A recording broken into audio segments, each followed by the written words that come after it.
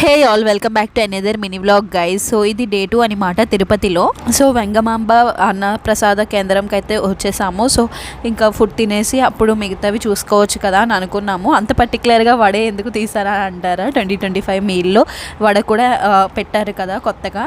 So అది taste చేయాలి అని అనుకున్నాను. సో పర్టికులర్గా వడలు కూడా చాలా బాగున్నాయి అండ్ మా వాళ్ళే కూడా నేనే తినేసాను అనుకోండి, అది వేరే విషయం లేండి. కానీ ఇంకా ఫుడ్ తినేసాక మేము శిలాతోరణము ఇవన్నీ చూడడానికి అయితే వచ్చామన్నమాట. స్వామివారి పాదాలు అవి అయితే మేము ఆల్రెడీ ఇంతకుముందు చూసాము. బట్ పిల్లలు మళ్ళీ చూస్తే కొంచెం వాళ్ళకి కూడా కొంచెం గుర్తుంటాయి కదా అని చెప్పేసి చార్విక్కి మధ్యన బాగానే గుర్తుంటున్నాయి. కొన్ని అడుగుతున్నాడు కూడా మళ్ళీ, మనం అప్పుడు ఇలా చేసాం కదా అని చెప్పేసి.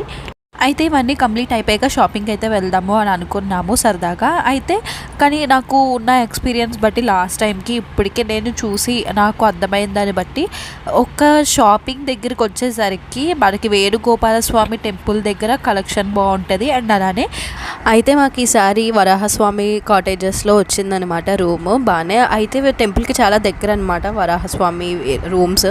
సో అక్కడ ఉన్న కలెక్షన్ కూడా బాగుండేది అండ్ రీజనబుల్ ప్రైసెస్కి అయితే ఉండింది.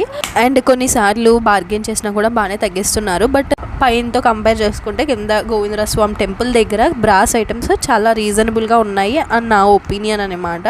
అయితే ఇవన్నీ తిరిగేటప్పుడు కూడా మేము ఈ మధ్యలో కొన్ని అయితే షాపింగ్ చేసాము. అండ్ అలానే నేను లాస్ట్ టైం ఇవన్నీ చూసాను కానీ జపాలి అయితే మాత్రం చూడలేదనమాట. సో అది కొంచెం టైం టేకింగ్ అని చెప్పేసి లాస్ట్ టైం మేము వెళ్ళలేకపోయాము.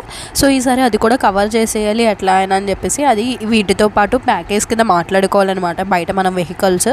సో మేము జపాలి కూడా ప్లాన్ చేసుకొని ఇవన్నీ కంప్లీట్ అయిపోయాక ఇది పాప వినాశనం ఇవన్నీ చూసుకొని లాస్ట్లో జపాలి అయితే వెళ్ళామన్నమాట. జపాలి వీడియో అయితే నెక్స్ట్ అయితే పోస్ట్ చేస్తాను, ఎందుకంటే ఇది మరీ లాంగ్ అయితే అయిపోతుంది కదా. బట్ మా పిల్లలు కూడా బాగానే సపోర్ట్ చేశారు త్రూ అవుట్ ద జర్నీ. వాళ్ళిద్దరూ కూడా ఇబ్బంది పట్టలేదు.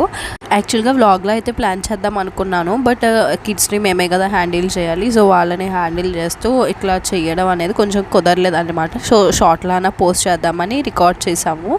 సో అది గైస్ మరి వీడియో అయితే మీకు కనుక మా వీడియోస్ నచ్చినట్టయితే తప్పకుండా మా ఛానల్ని సబ్స్క్రైబ్ చేసుకోండి. అని లైక్ షేర్ అండ్ కామెంట్ చేయడం మర్చిపోకండి. Thanks for watching guys, bye.